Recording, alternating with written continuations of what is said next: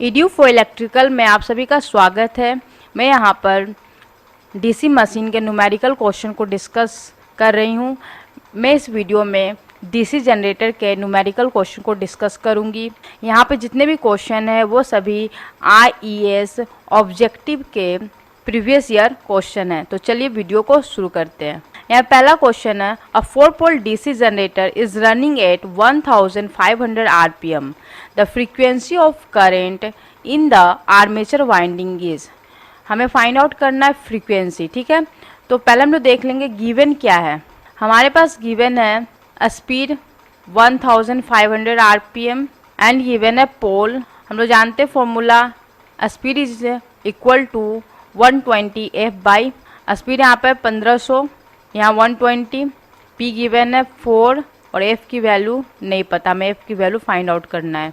तो यहाँ पर हम लिखेंगे F is equal to 1500 into 4 divided by 120।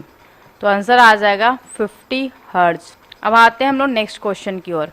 Next question है, an 8 pole DC generator has a simplex wave wound armature containing 32 coil of 6 turns each. Its flux per pole is 0.06 Weber. The machine is running at 250 RPM. The induced armature voltage is. हमें find out क्या करना है, E की value, ठीक है। Given क्या है, P is equal to 8 and flux given है 0.06 वेबर, स्पीड गिवन है 250 आरपीएम और पैरेलल पाथ कितना होगा 2, क्योंकि हमारा यहाँ पे जो जनरेटर है वो सिंप्लेक्स वेव वुंड है, जो वाइंडिंग है वो वेव वाइंडिंग है, ठीक है। तो अब हम लोग क्वेश्चन को सॉल्व करने के लिए हमें पता है कि फॉर्मूला होता है E equal to N phi Z P by A into 60। तो हमें फाइंड आउट करना होगा जेड की वैल्यू। तो जेड क्या होगा, यहाँ पर दिया हुआ 32 क्वाइल ऑफ 6 टर्न्स। तो सबसे पहले हम लोग फाइंड आउट कर लेते हैं टर्न्स कितना होगा, 32 इंटू 6 यहाँ पर आ जाएगा 192, ठीक है। और हम लोग जानते हैं कि एक टर्न्स में 2 कंडक्टर होते हैं, एक टर्न्स में 2 कंडक्टर होते हैं। तो टोटल कंडक्टर कितना हो जाएगा 2 इंटू 192 मीन्स 384। तो टोटल कंडक्टर मिल गया। अब हम लोग पुट कर देंगे फॉर्मूला में, एन की जगह पर रखेंगे 250, फ्लक्स की जगह पर 0.06, जेड हमारा दिया हुआ 384 इंटू पी हो जाएगा 8 डिवाइडेड बाय पाथ हमारा हो जाएगा 2 क्योंकि वेव वाइंडिंग है। तो हमारा वैल्यू आएगा 384 वोल्ट, ठीक है। तो हमें यहाँ पे मिल गया इंड्यूस आर्मेचर वोल्टेज जो होगा वो होगा 384 वोल्ट। नेक्स्ट क्वेश्चन है, the maximum efficiency occur in a separately excited DC generator when the terminal voltage is 220 volt and the induced EMF is 240 volt. The stay loss if the armature resistance is 0.2 ohm will be. हमें find out क्या करना है, stay loss. तो सबसे पहले हम देख लेते हैं गिवन क्या है। तो गिवन है V is equal to 220 volt, E is equal to 240 volt, armature resistance is equal to 0.2 ohm, ठीक है। तो सबसे पहले इस क्वेश्चन को सॉल्व करने से पहले हम लोग पहले इसका सर्किट ड्रॉ कर लेते हैं सेपरेटली एक्साइटेड डीसी जनरेटर का। इसमें होता क्या है, यहाँ पर आर्मेचर होता है, सेपरेटली एक्साइटेड है तो ऑब्वियसली हमारा फील्ड जो होगा सेपरेट होगा, इसमें करंट जो होगा फील्ड करंट IF, ठीक है। ये हमारा आर्मेचर है, ये हमारा आर्मेचर रेसिस्टेंस है, ठीक है। तो हमें गिवन क्या है, हमें गिवन है टर्मिनल वोल्टेज गिवन है 220 वोल्ट और हमारा यहाँ पे जो E है वो गिवन है, इंड्यूस EMF जो गिवन है वो गिवन है 240 वोल्ट, ठीक है। तो हमें फाइंड आउट क्या करना है, स्ट्रे लॉसेस, ठीक है। तो पहले E is equal to V plus IARA लिखेंगे और हमें पता है E का वैल्यू 240, V का वैल्यू गिवन 220 प्लस RA का वैल्यू दिया हुआ 0.2। इसको सॉल्व करके हम फाइंड आउट कर लेंगे आर्मेचर करंट की वैल्यू। तो आर्मेचर करंट का जो वैल्यू आएगा वो आएगा 100 एम्पियर। नेक्स्ट हमें फाइंड आउट करना है for maximum efficiency copper loss equal to I²R। तो हमारा क्या होगा, स्टडी लॉस जो होगा, सॉरी स्टे लॉस जो होगा वो होगा I²R। सॉल्व करेंगे तो यहाँ पर वैल्यू आएगा 2000 वाट मीन्स 2 किलो वाट। तो हमारा आंसर हो जाएगा stray losses is equal to 2 kilowatt. हम लोग आते हैं नेक्स्ट क्वेश्चन में। नेक्स्ट क्वेश्चन बोल रहा है a shunt generator has a critical field resistance of 200 ohm at a speed of 800 RPM. If the speed of generator is increase to 1000 RPM, what is the change in critical field resistance of the generator. तो सबसे पहले हम जान लेते हैं कि critical field resistance किसको बोलते हैं। ठीक है, तो critical field resistance it is that value of the field resistance at which the DC shunt generator will fail to excite। इसका मतलब ये होता है कि critical field resistance वह रेसिस्टेंस है शंट का, वह शंट रेसिस्टेंस है जिस पर हमारा डीसी जनरेटर एक्साइट नहीं हो पाता, मीन्स वोल्टेज बिल्डअप नहीं कर पाता है। तो हम लोग हमेशा जो शंट जनरेटर है उसमें डीसी शंट जनरेटर में जो हम रेसिस्टेंस रखते हैं शंट रेसिस्टेंस, वो हमेशा लेस देन रखते हैं क्रिटिकल रेसिस्टेंस के। ठीक है, वही हम अगर बात करें क्रिटिकल स्पीड की, तो क्रिटिकल स्पीड जो होता है वह it is that speed for which the given shunt field resistance become the critical field resistance. वह स्पीड जिस पर कोई shunt field resistance critical field resistance बन जाता है, उस स्पीड को हम बोलते हैं क्रिटिकल स्पीड। ठीक है, तो क्रिटिकल स्पीड से अगर हम बिलो स्पीड रखते हैं तो हमारा जो जनरेटर है डीसी शंट जनरेटर वो वोल्टेज बिल्डअप नहीं कर पाता है। तो इस केस में जो स्पीड हम रखेंगे वो ग्रेटर देन रखेंगे क्रिटिकल स्पीड। तो जो हमारा ओपन सर्किट कैरेक्टरिस्टिक्स होता है वो बनता है field current versus generated EMF. ठीक है, और हमें पता है कि डीसी शंट जनरेटर में इनिशियल कंडीशन में रेसिडुअल मैग्नेटिज्म होता है जिसके वजह से कुछ ईएमएफ उसमें मौजूद रहता है। इसी से ग्राफ जो बनता है कुछ इस टाइप का बनता है।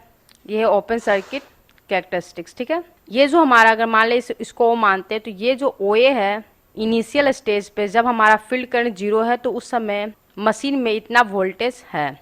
और जैसे जैसे हम क्या करते हैं, अब यहाँ पर हम एक रेसिस्टेंस ड्रॉ करेंगे। तो रेसिस्टेंस में पता है कि according to Ohm's law V is directly proportional to I, तो हमारा जो रेसिस्टेंस का जो लाइन बनेगा वो बिल्कुल स्ट्रेट लाइन होगा। ठीक है, तो कुछ इस टाइप का बनेगा। ठीक है, और यहाँ पे जो कट कर रहा है अगर इसको मैं यहाँ पे मीट कराऊंगी तो ये हमें देगा नो लोड जनरेटेड ईएमएफ। ठीक है, अब कुछ देर बाद हमारा फील्ड करंट जो हो जाएगा ओ ए डैश हो जाएगा। ठीक है, उसके बाद हमारा फिर थोड़ा हमारा जनरेटेड ईएमएफ बढ़ेगा, वोल्टेज बिल्डअप होगा, तो हमारा वोल्टेज बिल्डअप होकर हो जाएगा बी पर चला जाएगा। ठीक है, उसी तरह हमारा फिर आई एफ बढ़ेगा बी डैश, इसी तरह होते हुए हमारा वोल्टेज बिल्डअप होगा और इस पॉइंट पे हमारा सैचुरेट हो जाएगा। इसके बाद वो बढ़ेगा नहीं। ठीक है, वोल्टेज जो है बिल्डअप होना बंद हो जाएगा इस पॉइंट पर आगे। ठीक है, तो ये हमारा हो गया। ये जो रेसिस्टेंस है ये हमारा है फील्ड रेसिस्टेंस या बोल सकते हैं शंट रेसिस्टेंस। ठीक है, और ये हमारा ओपन सर्किट कैरेक्टरिस्टिक्स। ठीक है, अब हम क्या करते हैं कि हम रेसिस्टेंस को अब बढ़ाते हैं। ठीक है, रेसिस्टेंस की वैल्यू को बढ़ाते हैं। मैं फिर से इसको ड्रॉ कर देती हूँ। अब हम क्या करेंगे, रेसिस्टेंस की वैल्यू को बढ़ाएंगे। पहले रेसिस्टेंस की वैल्यू यहाँ थी, मतलब रेसिस्टेंस का जो स्ट्रेट लाइन जो बन रहा था, रेसिस्टेंस का जो लाइन था वो इस तरह था। मान लीजिए ये R1 था रेसिस्टेंस, इस समय हमने फिर रेसिस्टेंस को बढ़ाया, फिर रेसिस्टेंस को बढ़ाया, ये R2 है, ये R3 है। ठीक है, अब ये हमारा ओपन सर्किट कैरेक्टरिस्टिक्स है। इस पर देख रहे हैं कि R3 जो है यहाँ पर हमारा इस रेसिस्टेंस पे हमारा वोल्टेज बिल्डअप नहीं होगा क्योंकि इतना ही वोल्टेज मिलेगा जो यहाँ पर दिख रहा है। ठीक है, उससे ज़्यादा वोल्टेज बिल्डअप नहीं हो पाएगा। लेकिन हम लेस देन अगर चलते हैं, इस R2 रेसिस्टेंस से कम अगर रेसिस्टेंस रखते हैं तो हमारा वोल्टेज बिल्डअप हो रहा है यहाँ तक। ठीक है, ठीक है, लेकिन वही हम बात करते हैं R3 के केस में तो हमारा वोल्टेज बिल्डअप हो रहा है बस यहीं तक। ठीक है, लेकिन अभी हम देखते हैं R2 को। R2 हमारा क्या है, बिल्कुल ही OCC जो कर्व है उसके टेंजेंट में है। ठीक है, तो ये जो है इसको हम बोलते हैं क्रिटिकल रेसिस्टेंस। और यहाँ पर दो पॉइंट है, ये पॉइंट और ये पॉइंट, इसमें कहीं पर भी हमारा जनरेटेड ईएमएफ हम निकाल सकते हैं। किसी भी पॉइंट पे हमारा जनरेटेड ईएमएफ इससे हम निकाल सकते हैं। ठीक है, तो इसी पॉइंट को, इसी लाइन को हम बोलते हैं, इस लाइन पर जो रेसिस्टेंस है उसी रेसिस्टेंस को बोलते हैं क्रिटिकल रेसिस्टेंस। जब OCC कर्व के टेंजेंट में कोई रेसिस्टेंस लाइन जाता है तो उस रेसिस्टेंस लाइन को हम बोलते हैं क्रिटिकल रेसिस्टेंस, ठीक है। तो क्रिटिकल रेसिस्टेंस से बिलो जब रहता है रेसिस्टेंस तो वोल्टेज बिल्डअप होता है, means field resistance is less than critical resistance.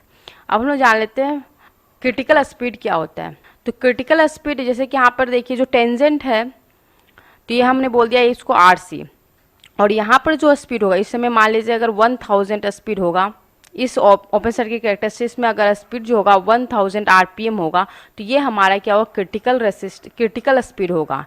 इससे बिलो स्पीड पे हमारा जो जनरेटर है वो वोल्टेज बिल्डअप नहीं करेगा। जैसे कि मान लीजिए यहाँ पे हम ड्रॉ करते हैं तो यहाँ पर हमारा वोल्टेज बिल्डअप नहीं होगा, क्योंकि जो जनरेटर है इतना ही वोल्टेज इसमें बिल्डअप होगा, ठीक है, उससे ज़्यादा वोल्टेज बिल्डअप नहीं होगा, ठीक है।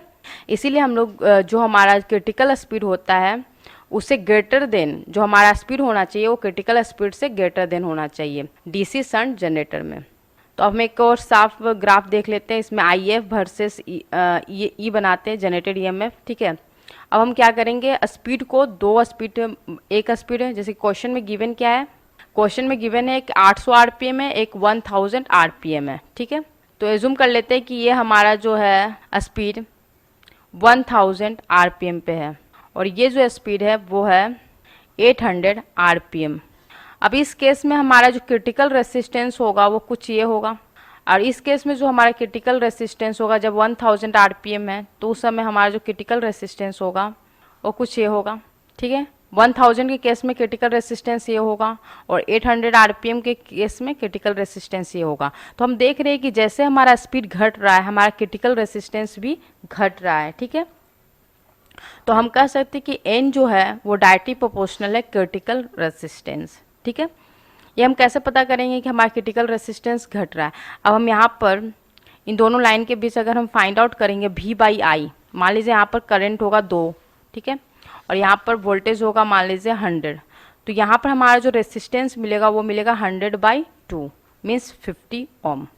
अगर हम बात करें इस केस में तो अगर मान लीजिए यहाँ पर होगा 50, तो हमारा जो रेसिस्टेंस मिलेगा 50/2 मीन्स 25 ओम।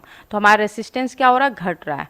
तो ऑब्वियसली हम बोल सकते हैं कि जैसे जैसे स्पीड घट रहा है हमारा रेसिस्टेंस भी घट रहा है, क्रिटिकल रेसिस्टेंस, तो speed is directly proportional to critical resistance. अब हम लोग आते हैं क्वेश्चन में। क्वेश्चन में क्या बोल रहा है कि हमारा क्रिटिकल रेसिस्टेंस गिवन है शंट जनरेटर का, वो है RC = 200 ओम।